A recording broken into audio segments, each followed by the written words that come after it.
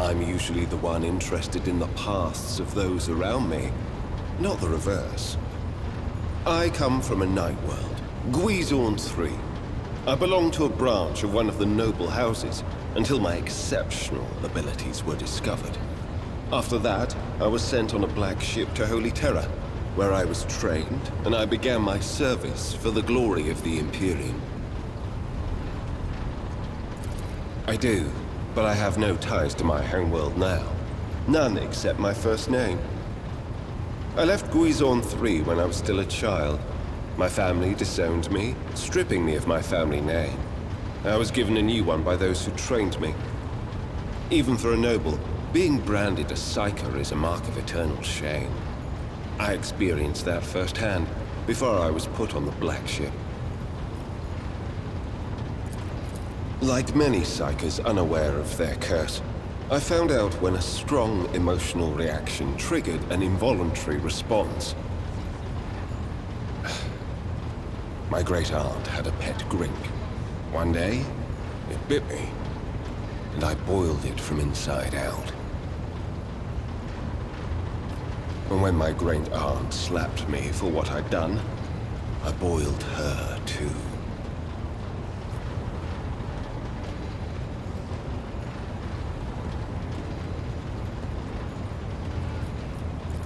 When I arrived on Holy Terra and was tested, I was found to be suitable material for becoming a sanctioned psyker, able to bend his curse to his own will. I can assure you that the adepts of the Astra Telepathica were right in their assessment. Picture a vast prison ship, filled with frightened, angry psykers who can't control their abilities and who have just lost their homes and their families. Some of them were children and adolescents like I was. Some were monstrous creatures who no longer had the right to be called human, or psychopaths who reveled in their impure powers. Once, when one of the miscreants broke free, those in command simply depressurized the bay and got rid of the culprit, along with the prisoners and crew tainted by him. But even after that, I heard the echo of inhuman suffering and terror that filled that part of the ship. It grieves me to recall that episode to this day. No. First, I was accorded the status of a psyker fit for service in the Imperial Guard, where I then spent several years. It was only afterward that I became an agent of the Golden Throne.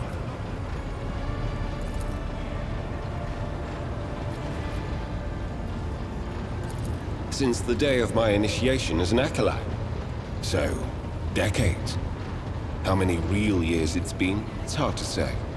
When I return from a journey through the warp, I often discover that much more or much less time has passed in real space. Indeed, I have visited many of the places brought to the Emperor's light, and those sullied by the filth of the archenemy. In truth, even after all these years spent visiting the various corners of the Imperium and looking beyond its borders, I still consider the Segmentum Solar to be the greatest of all humanity's bastions. Nothing compares to the majesty of Holy Terra, the might of Mars, the grandeur of the Segment's other worlds. You can't really be expecting me to answer that question, can you? The first step for biomancers such as myself is to take control of the processes of their own body, including aging. I've endured innumerable hazards in my work.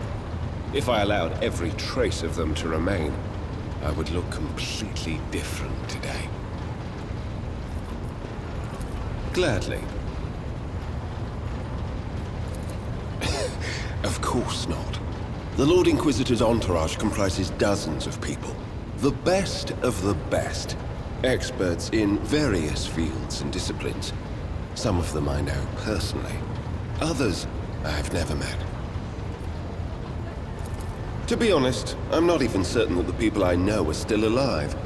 I used to work with other acolytes of the Lord Inquisitor, but in the Koronus Expanse, I've been working alone.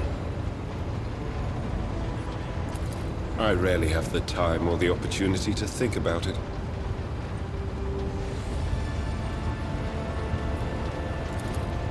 We are not a retinue. We are acolytes. As for your question, I am closer than anyone else to the one I call my personal teacher.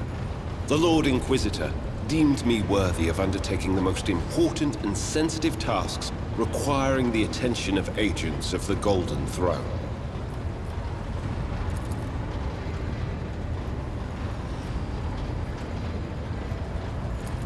Such as? The Lord Inquisitor was most insistent that I master the discipline of Santic Demonology. I use my faith and my power to crush the enemies of the Imperium. Servants of Chaos tremble at the sound of the Emperor's name, uttered by my lips. I am also a skilled biomancer. I can manipulate bodily processes. Sometimes I resort to those skills in the course of my work, when it is necessary to make the subject of an interrogation more cooperative.